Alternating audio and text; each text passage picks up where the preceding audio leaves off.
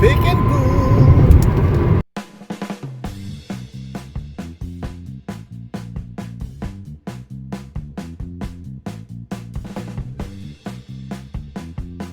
It's parts hunting time. It's a great day for parts hunting. As usual, we'll go to the Kia section of Pick and Pull.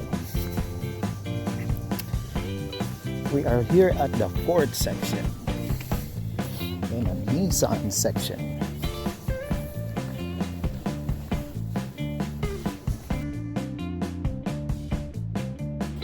And looky here, we got a BMW section and a Mercedes section.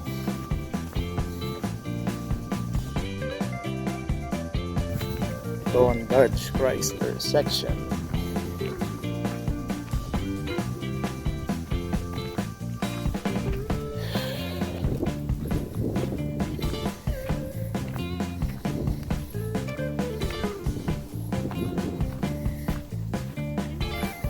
Aha! There you go, Kia section. Yan, dito tayo. Oh lordy, karne-karne na lahat. Wala nang natira. Yes. Wala na, oh.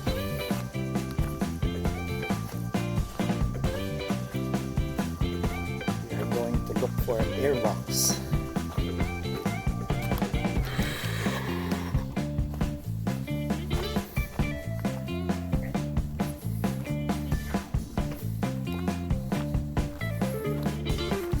Karne na lahat.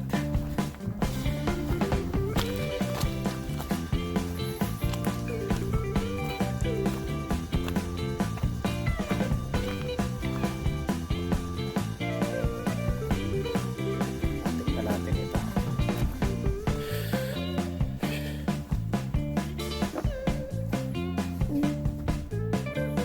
Karne norte na lahat.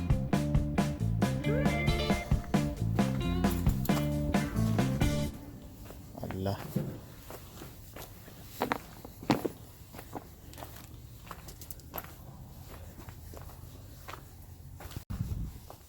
Oh my lord, wala na.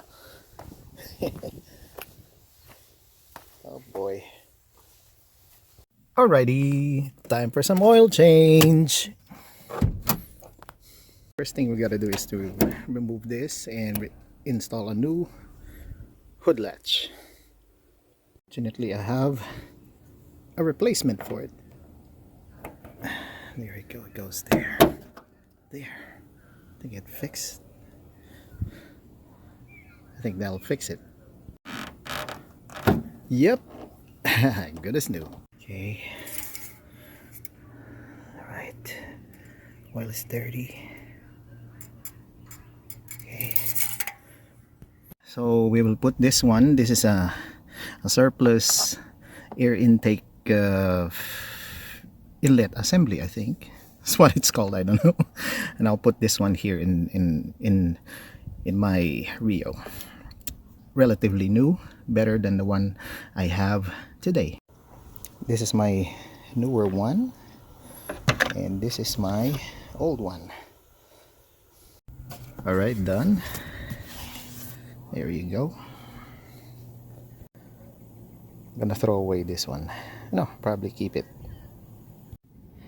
Yeah, I think everything is all drained up, and I will put in new oil filter, plug back in. No, I think there's still more dripping, so I'm gonna let it drip for about probably 15 more minutes. It'll be done. Okay, filling it with 1.5 quart. No. Alright. 3.5 quarts of oil. Alright. Let's start. Okay. There you go. Just see.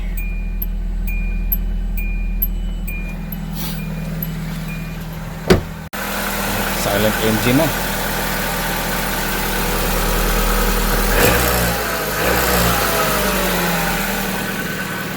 Let's see if my oil leak. La.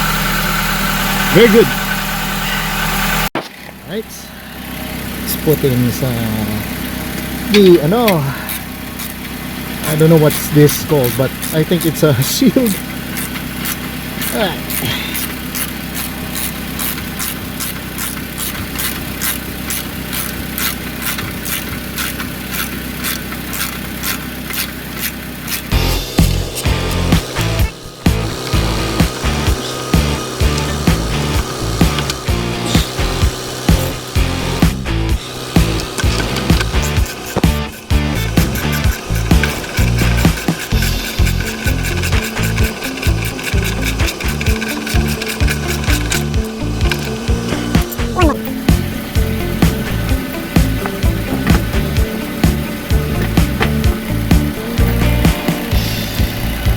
Tahimik na. Tahimik na si Rio.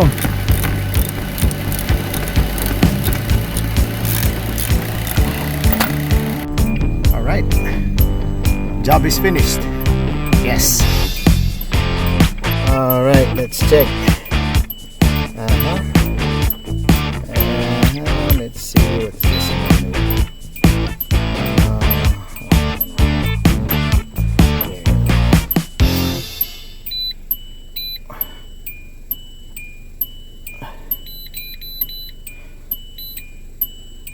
Okay, Kia OEM enhanced. Yes.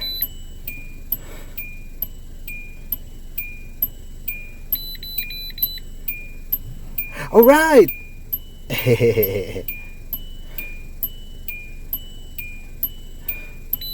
So changing the air intake actually solved the problem. I think so. Let's see. Okay,